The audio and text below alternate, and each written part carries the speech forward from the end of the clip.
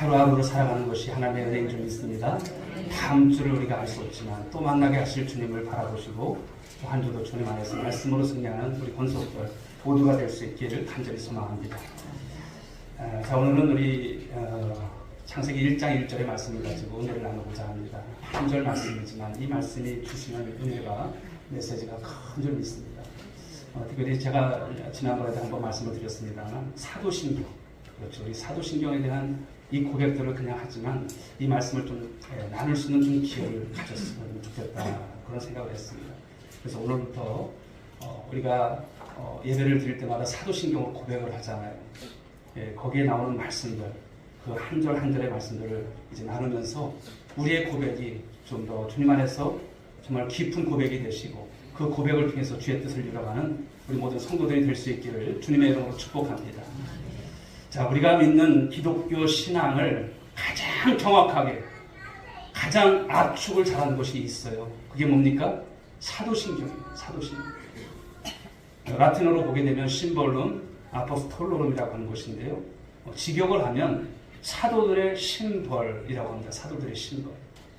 심벌이라고 하는 게 뭘까요? 영어로 좀 써서 죄송합니다만 심벌이라고 하는 것은 어떤 상징, 어떤 표지, 어떤 암호 이런 뜻을 가진 그런 단어죠. 그 속에 들어가 있어서 보이지 않는 것이지만 그 보이지 않는 어떤 것을 밖으로 드러내 보이도록 만든 것, 그것이 심벌이에요. 우리도 교단 마크가 있잖아요. 그 심벌이라고 하지만 그 안에 깊은 뜻이 있는 거예요. 그런데 오늘 사도들이 오늘 이제 사도들의 심벌이라고 합니다만 이 심벌이라고 하는 것, 바로 사도들의 심벌은 어떤 것이냐면 사도들 마음속에 있는 그 보이지 않는 신앙, 저와 여러분들도 마찬가지예요. 보이지 않는 신앙이에요. 그렇지만 그 보이지 않는 신앙을 밖으로 표현해서 우리가 알아들을 수 있도록 만든 것, 그것이 무엇입니까? 이것이 심벌이고요. 오늘 사도들의 바로 이런 신앙 고백이 심벌입니다. 바로 사도신경이 그것이라고 말씀을 드릴 수 있어요. 많은 핍박을 받았던 초대교회 시절이죠. 그리스도인들은 어떤 사람이 예수를 믿는 사람인지 아니면 예수를 믿지 않는 사람인지 이것에 대한 좀 구분이 필요했어요. 적군과 악이 필요했어요. 왜 그렇습니까? 그 당시는 예수 믿는 것이 지금처럼 이렇게 편하지가 않아요. 죽음을 각오하고 믿어야 될 정도로 위험스러웠던 것이에요. 그런데 믿는 사람은 어떤 표시가 있었어요.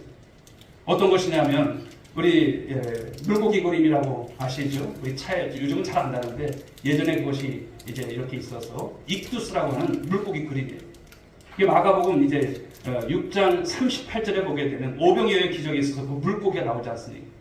그래서 익두스라고 하는 것은 이제 하나하나의 어떤 헬라어 앞자만 따서 거기에다가 그 글자 헬라어 그리스어를 거기 물고기 안에 그림해뒀어요. 그래서 예수스라고 하는 것은 바로 예수님이고요. 그리고 크리스토스, 그리스도, 그리고 데오스, 하나님, 그리고 히오스, 아들, 그리고 소테르라고 하는 것은 구세주. 즉 무엇입니까? 예수 그리스도는 하나님의 아들이시고 우리의 구세주다. 이런 고백이 여러분 그 심볼 안에 있는 것입니다.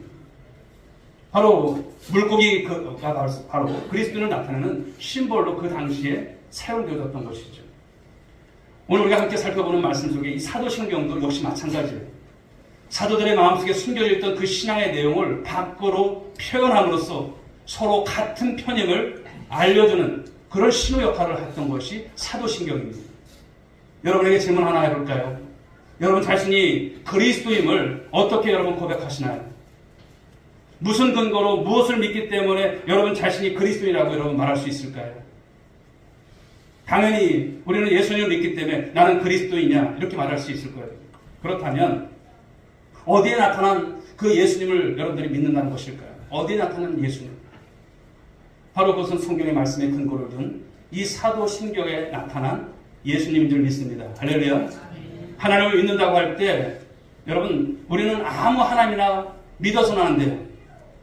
신천지도 하나님을 믿는다고 하지만 그 하나님과 우리의 하나님이 같을까요? 다른 것입니다. 사도신경에 나타난 하나님, 사도신경에 나타난 그 예수님을 우리가 제대로 믿어야 제대로 된 그리스도인 줄 믿습니다. 할렐루야. 그렇습니다. 아무 예수나 믿으면 안 돼요. 아무 성령을 믿어서는 안 되는 것을 말씀하는 거예요. 우리 기독교에서는 종종 우리가 그런 말을 합니다. 우리는 주님 안에서 한 형제입니다. 우리는 주님 안에서 한 자매입니다. 주님 안에서. 여러분 무슨 근거로 이런 말을 할까요? 그 기준이 있으면 그것은 어떤 것을 말할까요? 사도신경입니다. 기준이 사도신경입니다. 사도신경을 자기 고백으로 받아들이는 사람은 이젠 그 신앙 안에서 형제가 되고 자매가 되는 줄 믿으시기 바랍니다. 우리는 주님 안에서 한 가족임을 믿으시기 바랍니다. 한 고백을 하는 거예요. 너 고백 따르고 나 고백 따르고 아닌 것입니다. 우리가 예배를 드리면서도 사도신경으로 고백을 하는 거예요. 우리는 주님 안에서 한 가족이구나. 한 형제구나. 바로 이런 것이죠. 바로 이것은요. 이단에 대한 구별이고 모든 그리스도를 하나로 묶는 끈이 되어지는 것. 바로 사도신경입니다. 그렇다면 사도 하는데 이 사도가 뭘까요? 지금도 여러분 사도가 있을까요? 지금은 사도 없어요. 사도는 초대교회 때만 있었던 특별한 지혜를 가진 그런 분들을 말하죠. 예수님에 대해서 가르칠 수 있는 유일한 사람들이었어요. 주님으로부터 기독교 진리를 들었고 가장 정확하게 알고 있었던 그런 사람들. 예수님의 제자. 그 가르침에 오류가 없고 주님으로부터 직접 받은 그 내용을 가르쳤던 사람들을 이르러서 사도라고 했어요. 예수님의 12사도가 있지 않습니까? 사도입니다. 그런데 이들 사도가 모여서 함께 고백한 이 사도신경이 생긴 배경 중에 하나를 좀 소개해드리면 그렇습니다. 예수님께서 이제 부활하신 다음에 40일 동안 계시고 승천을 하시죠. 그 승천하신 이후에 성령을 받으면서 사도들은 이 복음이 여기만 있는 것이 아니라 세계 만방으로 이제 퍼져나가야 한다는 것을 깨달았어요. 주님께서 말씀하셨어요. 그래서 각 지역과 나라로 흩어지기에 앞서서 모두 한 자리에 모여서 이야기를 나누게 되죠. 장차 우리가 어떤 내용을 전할 것인지 복음에 대한 의견을 일치시키기 위해서 그들은 여러분 그 모임을 갖습니다. 각자 하고 싶은 이야기를 하는 것이 아니라 사도들 모두가 동의할 수 있는 그 진리에 대해 결코 변할 수 없는 이 신앙의 핵심 그것이 무엇인지에 대해서 정리할 필요가 있었다라고 하는 것이죠. 이렇게 모든 사도가 공감할 수 있는 이 진리의 내용을 정리할 때 12명의 사도가 각각 한마디씩 했다는 이야기예요. 바로 수제자였던 베드로. 그는 나는 전능하신 하나님 아버지 천지의 창조주를 믿는다. 이 고백이 들어갔으면 좋겠다 했어요.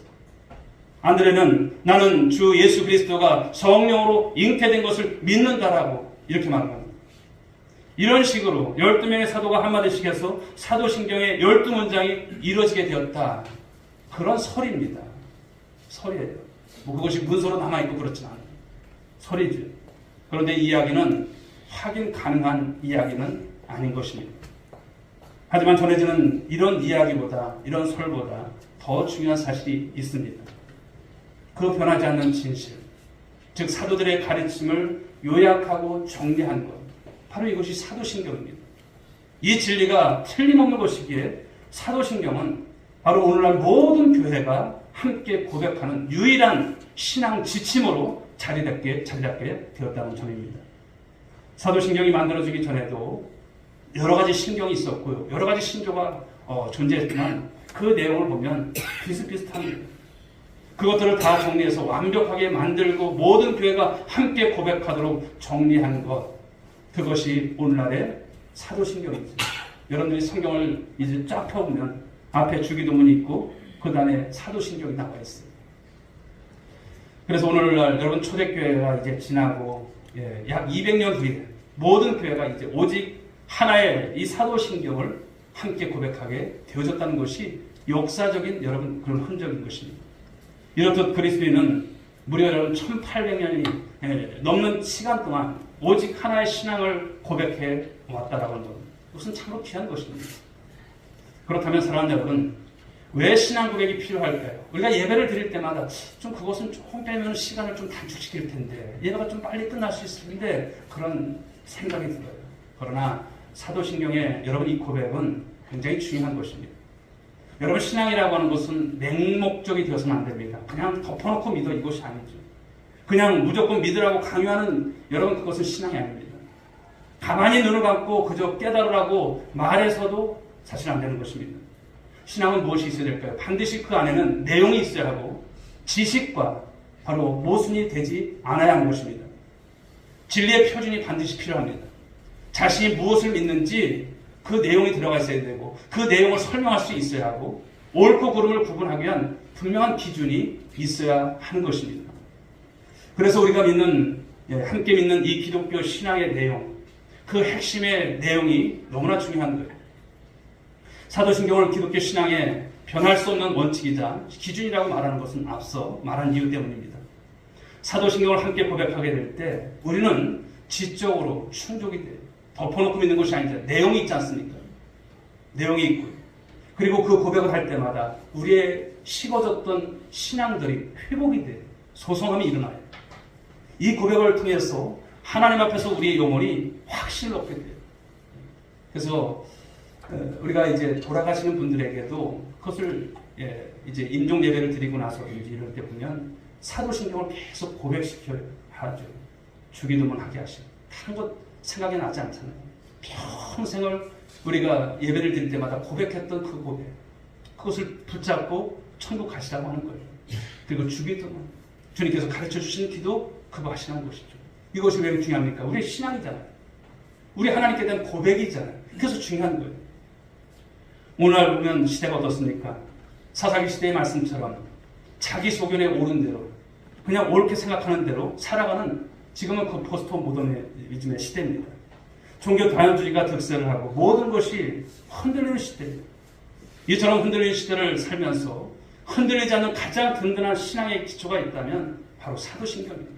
사랑하는 여러분, 이것을 붙잡는 것이 중요한 줄 믿으시기 바랍니다. 이 고백은 그냥 폼으로 주신 것이 아니에요. 예배의 어떤 형식을 맞추기 위해서 주신 것이 아니에요. 이 고백을 할 때마다 이 고백이 저와 여러분의 고백이 되어지시고 이 고백을 가지고 삶을 살아가실 때 힘을 얻을 수 있는 우리 모든 성도들 될 수 있길 주님의 이름으로 축복합니다. 자, 그래서 우리는 이 신앙을 고백하면서 내가 지금 무엇을 믿고 있는지에 대한 고백을 하는 거예요. 더 나아가서는 우리가 믿고 고백하는 이 진리에 자신이 정말 헌신하고 있는지를 점검하는 것이 사도신경인 거예요. 즉 사도신경을 통해서 이 흔들리는 시대 속에서도 요동치 않는 이 신앙의 기초를 잘 세우시는 여러분들 될 수 있길 바랍니다.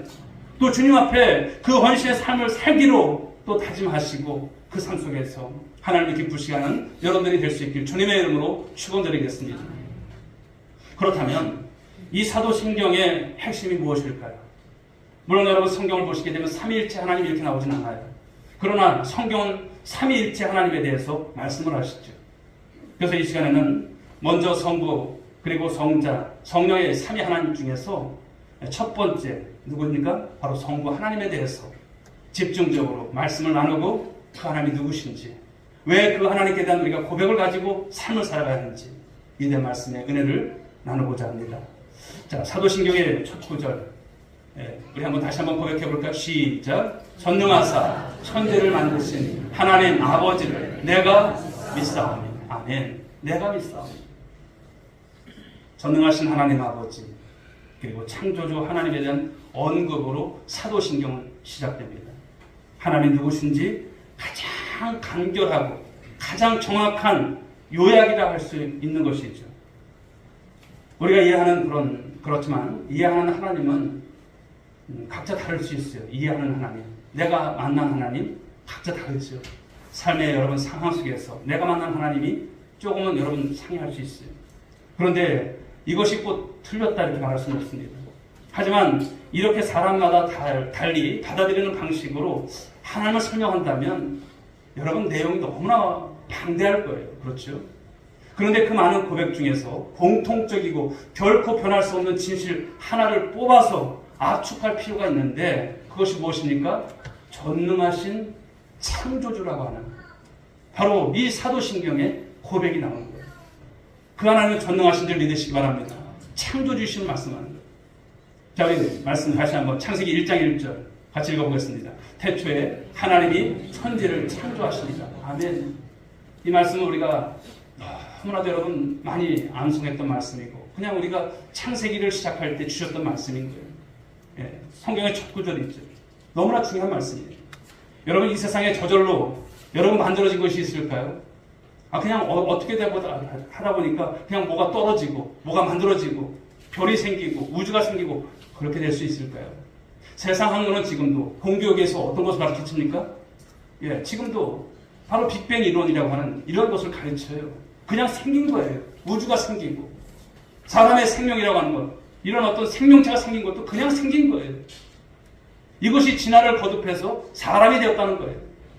그러나 진화론의 허구를 보십시오. 진화론자들이 말하는 것이 맞다면 사람과 유인원 간에 원수인 간에 그런 어떤 그 모습 속에서 중간에 어떤 모습이 있습니까? 없어요. 허구인 것이죠. 찰스 다윈도 여러분 나중에는 자기가 주장했던 것이 잘못됐던 것을 발견하죠.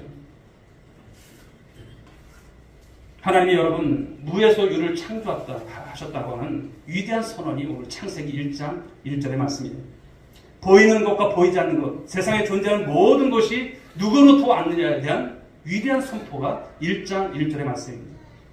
동시에 이 선언은요, 모든 우상과 다른 신을 모조리 거부하는 강력한 메시지입니다. 그리고 이 말씀은 우리가 섬겨야 분, 그분이 누구신가를 말씀하세요. 오직 천지를 지으신 하나님 한 분밖에 없다고 하는 것. 그 결과 창조주신 하나님 앞에서 우리 자신이 누구인지를 규명해주고 확정해주는 귀한 말씀이 되는 것이죠.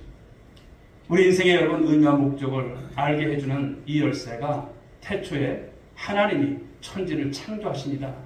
바로 이 한마디에 담겨있음을 믿으시기 바랍니다. 얼마나 위대한 선언이세요. 그런데 그 하나님의 전능하심, 전지에 대한 바로 이 일을 또 제기하는 사람들이 많죠. 세상에도. 또 믿는 사람들 중에도 그런 제기를 합니다. 하나님이 정말 전지전능하시다고. 하나님께 아무리 기도해도 내 주변에서 일어나고 있는 일들이 내가 바라는 대로 되지 않는데 어떻게 그 하나님이 바로 전능하시다고 말할 수 있어? 따지는 거예요. 그런데 여기에는 여러분 한 가지 기본 전제가 깔려 있습니다. 지금 자신이 원하는 대로 해주는 것이 전능함이라고 하는 거예요. 우리 마음에 안 드는 것은 당장 때려부수고 우리가 원하는 대로 모든 일이 이루어질 수 있도록 하는 것, 그것이 전능함의 전부라고 생각을 한다는 것이죠. 그러나 사랑 여러분, 이런 정의는, 이런 해석은 수준이 낮은 아주 저차원적인 그런 해석이 아닐까요? 하나님의 전능, 바로 이것을 우리의 중심으로 이기적 관점에서 생각하면 답이 없어요. 그렇게 생각해서도 안 돼요. 모든 인간을 향한 하나님의 크고 넓고 영원한 관점에서 이 말씀을 우리가 받아들여야 되고 이해할 줄 믿습니다. 또 거기에는 여러분 고난의 영역도 포함되어 있어요. 고난의 영역. 우리는 자기중심적이고 현재 중심적으로 바로 눈앞에 놓인 다만 봐서 때로는 우리 삶 속에서 고난이라고 하는 이 가치를 완벽하게 이해하지 못할 때가 참 많아요. 하나님이 계시다면 왜 고난을 주시고 하나님이 계시다면 왜 전쟁을 주시고 이렇게 생각을 하는 거예요. 왜 이런 삶의 역경을 주시는가? 그러나 성경을 보시게 되면 고난에 대해서 말씀을 하세요. 고난이 없다고 하는 것이 아닙니다. 그런데 하나님은 하나님의 백성으로 저와 여러분들을 세워나가기 위해서 하늘의 복락을 누릴 수 있도록 하기 위해서 때로는 우리 삶 가운데 이 고난의 풀물을 허락하신다는 거예요. 그 고난의 과정을 허락하신다는 거예요. 그리고 우리를 빚어가세요. 모든 것이 완벽하고 그 상태는 에덴에서만 있었어요. 그러나 죄가 들어오면서 다 깨진 거예요. 그렇죠. 그것을 우리가 따질 이유는 없습니다. 그런 역사 가운데 흘러왔던 것이고, 그러나 주님께서 이제 마지막 때가 되면, 주님께서 다시 재림하게 되면, 그때는 바로 새 하늘과 새 땅, 그런 날이 반드시 오실 것을 믿으시기 바랍니다. 우리는 절대 잊어서는 안 됩니다. 우리를 다스리는 것은 운명이 아닙니다.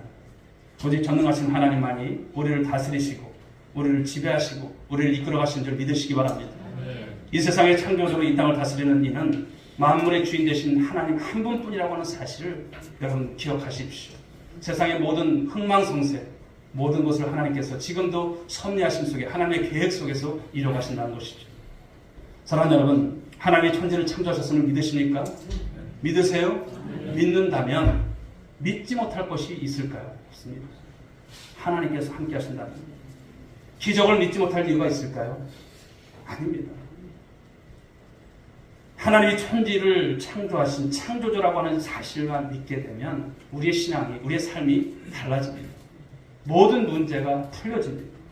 우리가 믿는 하나님이 전능하사 천지를 만드신 분이라고 하는 사실을 가슴에 새기고 이 말씀을 붙잡는다면 하나님께서 우리를 어떻게 이끌어 가시는지 여러분들이 귀로만 듣는 하나님이 아니라 눈으로 보는 삶의 많은 속에서 하나님의 역사를 보는 그런 은혜가 있을 줄 믿으시기 바랍니다. 그래서 창조주 하나님의 전능하심을 인정하는 오늘 이 사도신경의 이 첫 고백은 여러분의 삶을 송두리째 바꿔놓을 거예요. 강력한 힘을 주실 거예요. 그러므로 여러분 이 고백을 잘 하시면서 이 해석을 통해서 하나님을 온전히 믿고 따를 수 있는 여러분들 될 수 있길 여러분 축복합니다. 그런데 여기서 놓치지 말아야 될 또 한 가지 사실에 대한 말씀을 드리고자 합니다. 바로 이토록 전능하신 창조주 하나님이 누구의 아버지세요? 우리의 아버지라고 하는 고백이 나와요. 나의 아버지신 거죠. 나의 아버지. 세상에서 여러분 이처럼 위대한 고백이 있을까요? 하나님을 나의 아버지, 우리의 아버지라고 고백할 수 있는 여러분 이런 은혜를 주신 종교가 있을까? 없습니다. 우리만이 이 고백을 하는 것이죠. 종교개혁자 마틴 루터가 이런 고백을 합니다. 하나님은 우리에게 하나님보다 아버지 되기를 더 원하시는 분이시다. 이렇게 말하고 있습니다. 여기서 루터가 말하는 이 아버지의 의미는 어떤 것일까요? 바로 그분은 생명의 기원이라고 하는 바로 고백인 것이죠. 여러분 생명은 하나님으로부터 시작되어서 오늘 우리에게 흐르는 줄 믿으시기 바랍니다. 우리가 누구로부터 왔습니까? 하나님께로부터 온 거예요. 생명은 하나님께로부터 온 거예요. 생명을 거둬가시는 분이 누구십니까? 하나님이세요. 우리의 삶이라고 하는 것은 하나님 소관 안에 다 있는 거예요. 세상의 모든 것 또한 하나님 손에 다 있는 것이죠. 바로 생명은 아버지를 통해서 이어지는 것이죠. 그래서 자녀는 아버지의 성을 따릅니다. 왜 그럴까요? 자신의 생명이 어디로부터 왔는지를 알려주는 거예요. 그것이 그냥 제가 견시니까 뭐 다른 성에다가 견시가 된 게 아니잖아요. 그것을 우리가 말하는 것이죠. 생명이 어디로부터 왔는지 올라서 쭉 올라가 보면 여러분 결국은 누가 나옵니까? 아담이 나오는 거예요. 아담. 그런데 그 아담을 누가 주셨어요? 하나님께서 주십니다. 이게 흐름이 그렇게 되는 것을 알 수가 있는 것이죠. 또 아버지라고 하는 것은 어떤 것일까요? 어떤 의미냐면 사랑하는 분이라고 하는 거예요. 사랑하는 분. 자식에 대한 부모의 사랑을 부성애, 모성애 이렇게 말하고 있죠. 이 부성애와 모성애 이 근원이 누구실까요? 바로 하나님이세요. 하나님은 한 생명을 세상에 보내면서 그 생명을 잘 길러내기 위해서 바로 아버지에게는 부성애를 주셨고 어머니에게는 모성애를 주신 거예요. 그래서 부모는 자식을 그처럼 여러분 아끼고 사랑하고 기르는 거예요.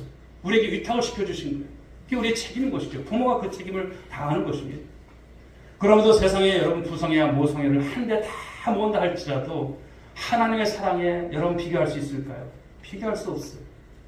하나님은 우리를 이처럼 사랑하사 독생자를 주셨으니 이는 그를 믿는 자마다 멸망하지 않고 영생을 얻게 하려 하심이라. 할렐루야.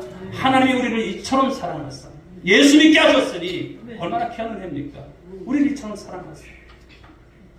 우리를 우리보다 더 사랑하시고 우리 자신보다도 우리를 더 잘 아시는 분이 누구세요? 하나님이세요.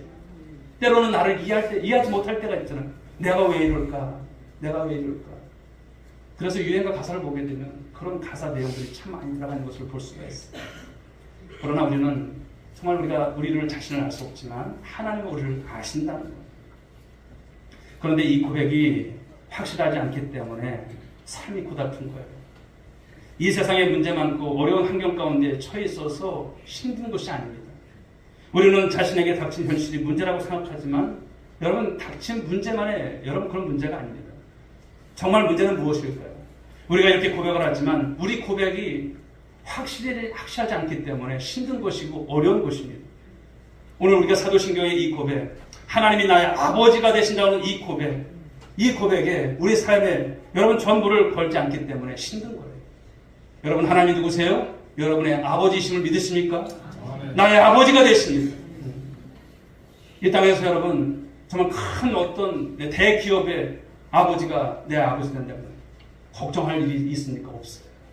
그런데 우리는 어떻습니까? 온 우주 만물을 창조하시고 섭리하시고 역사하시고 이끌어가신 그 하나님이 나의 아버지가 되시잖아요.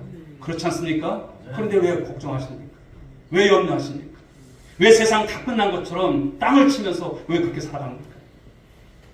생각해보면 우리의 고백이 우리가 정말 좁게 생각한다는 거예요. 하나님이 나의 아버지가 되십니다. 내가 왜 이렇게 고생하고 또 이렇게 삶에 이런 많은 어려움이 있을까? 그것만 보이는 거예요. 문제만 보이는 거예요. 여러분들의 지경을 넓히실 수 있길 바랍니다. 정말 여러분들의 시야를 넓히실 수 있길 바랍니다. 기도의 지경을 넓혀보십시오. 말씀의 지경을 넓혀보십시오. 하나님 우리 아버지가 된다는 것 너무나 귀한 것입니다.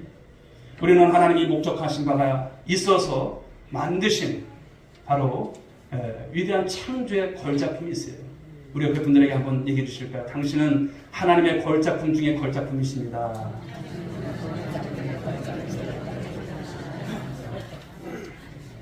옆에 분이 어디서 또 그런 분을 본 적이 있습니까? 없어요. 변상민 목사를 여기서 보고 또 어디 미국에 가서 보신 적 있어요? 없어요. 그냥 혼자 하나님께서 저를 만드신 거예요. 여러분 한 분 한 분이 다 귀한 분들이에요.